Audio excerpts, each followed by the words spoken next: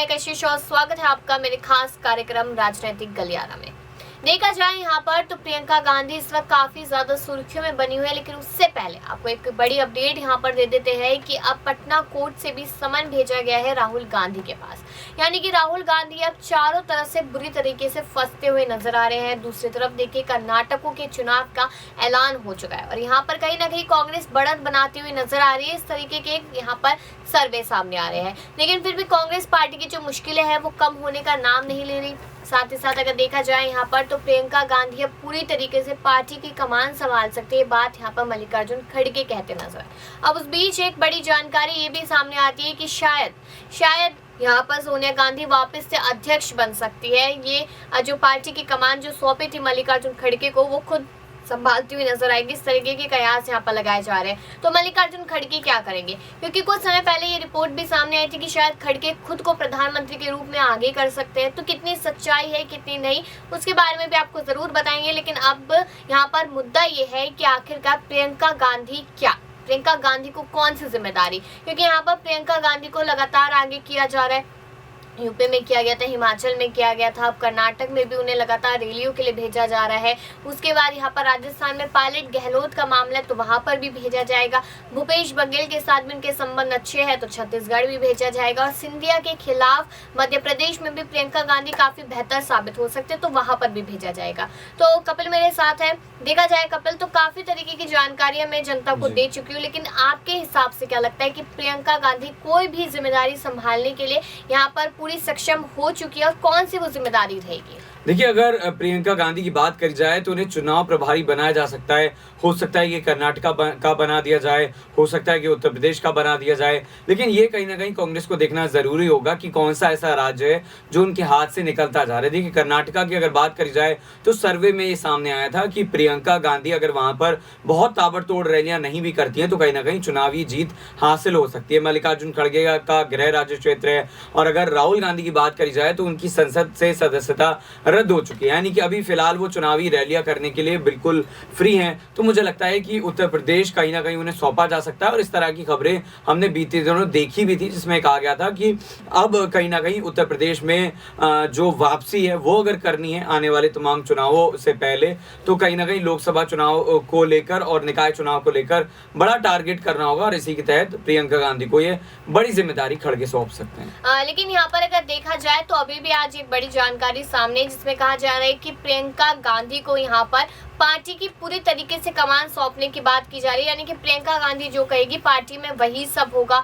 और वहीं पर अगर देखा जाए कि जिस तरीके से राहुल गांधी को यहाँ पर पटना कोर्ट ने भी समन भेजा तो वो भी एक बड़ी दिक्कत वाली बात है। और प्रियंका गांधी ने कहा कि जहाँ से भेजना है समन, जो नोटिस करना है वो करिए आप, लेकिन यहाँ पर राहुल गांधी को हम सही ठहरा कर ही साबित करेंगे। तो लगता है कि प्रियंका गांधी इतना बड़ा कुछ कर सकती है यहाँ पर मोदी सरकार के खिलाफ जिससे राहुल गांधी की सदस्यता वापस आ सके।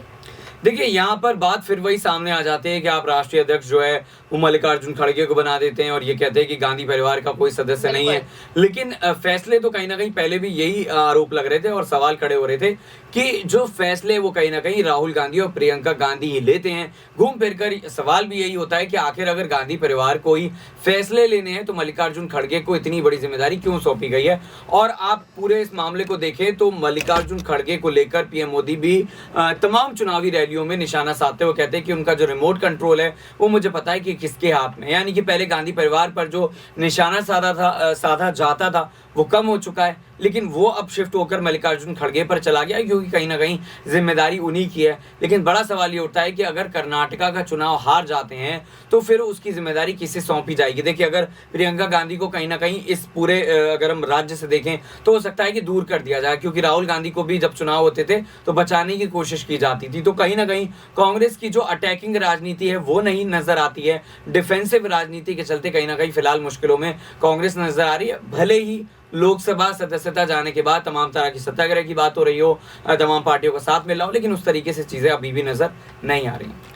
लेकिन यहाँ पर जिस तरीके से जो कयास लगाए जा रहे हैं, अलग अलग मीडिया चैनल से ये कयास लगा रहे हैं यहाँ पर कि अगर पार्टी में इसी तरीके से उथल पुथल मची रही और यहाँ पर 6 जगहों पे जो चुनाव बाकी विधानसभा के वहां पर जीत नहीं मिलने वाली होती है, तो यहाँ पर जो सोनिया गांधी है वो वापस से अध्यक्ष पद संभाल सकती है। और जो उनके कयास थे यहाँ पर कि वो संन्यास ले सकते हैं, उन पर फुल स्टॉप लग सकता है। तो यहाँ पर और मल्लिकार्जुन खड़गे का जो प्रधानमंत्री बनने को लेकर एक पोल सामने आया था, तो कुछ ऐसा अगर कांग्रेस पार्टी में होता है कि सच में सोनिया गांधी अध्यक्ष बन जाती है वापस और यहाँ पर मल्लिकार्जुन खड़गे ही प्रधानमंत्री का चुनाव लड़ लेते, तो आपको क्या लगता है फिर किस तरीके की राजनीति यहाँ पर देखने को मिलेगी अगर खड़गे जीत जाते हैं और खड़गे हार जाते हैं? तो देखिए, खड़गे की अगर बात करी जाए तो उनको लेकर ये जो चर्चाएं आप कह रही हैं कि इस तरह की खबरें सामने आई थी, तो मुझे लगता है कि खड़गे की जो उम्र हो चली है, जनता उन पर विश्वास करेगी ऐसा कहना काफी मुश्किल है। क्योंकि अगर देश की बात करी जाए तो देश में यूथ जो है वो काफी ज्यादा है और नरेंद्र मोदी को खास तौर पर जो देश की युवा जनता है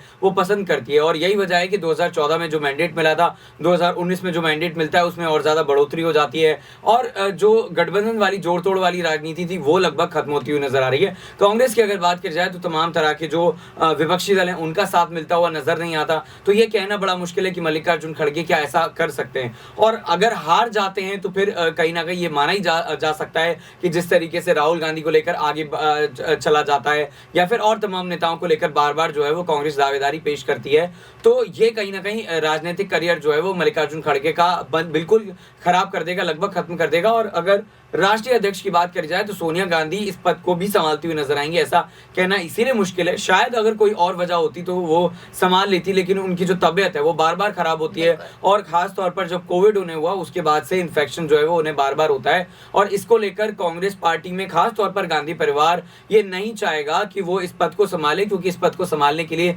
राजनीति में बहुत ज्यादा एक्टिव होना पड़ेगा, तमाम दौरे करने पड़ेंगे, तमाम रैलियां करनी पड़ेंगी, प्रेस कॉन्फ्रेंस करनी पड़ेंगी। और जिस उम्र के पड़ाव में लगभग 77 साल की सोनिया गांधी हो चुकी हैं, मुझे नहीं लगता कि वो जिम्मेदारी संभालेंगी। बिल्कुल। यहाँ पर एक और सवाल ये रहेगा, अगर देखा जाए राहुल गांधी को लेकर ही, तो उसको लेकर क्या कहेंगे कि यहाँ पर जो पटना कोर्ट से उनको समन भेजा गया है, यानी कि जितने भी राज्य है, जितने भी जिले हैं, क्या सारी जगहों से उनको इसी तरीके से समन आएगा? क्योंकि बात ये की जा रही है कि 2019 का वो समय था जब उनके ऊपर ये केस लगा था। उसके बाद यहाँ पर बार बार ये कहना पार्टी का कि यहाँ पर राहुल गांधी बहुत ज्यादा स्ट्रॉन्ग थे और इसलिए मोदी सरकार डर गई, इसलिए उन्हें हर जगह से कहीं ना कहीं परेशान करने की कोशिश की जा रही है। लेकिन अब प्रियंका गांधी भी तो उसी तरीके से हमले बोल रही है सरकार पे, तो इसको फिर किस नजरिए से देखेंगे कि आखिरकार अब प्रियंका गांधी की बारी या अभी 2024 तक राहुल गांधी को ही घसीटा जाएगा? देखिए, अभी फिलहाल राहुल गांधी के इर्द गिर्द ही सत्ता रहने वाली है, क्योंकि आपको ये भी बताते चले कि भारत जोड़ो यात्रा के दौरान उनकी छवि को बदलने के लिए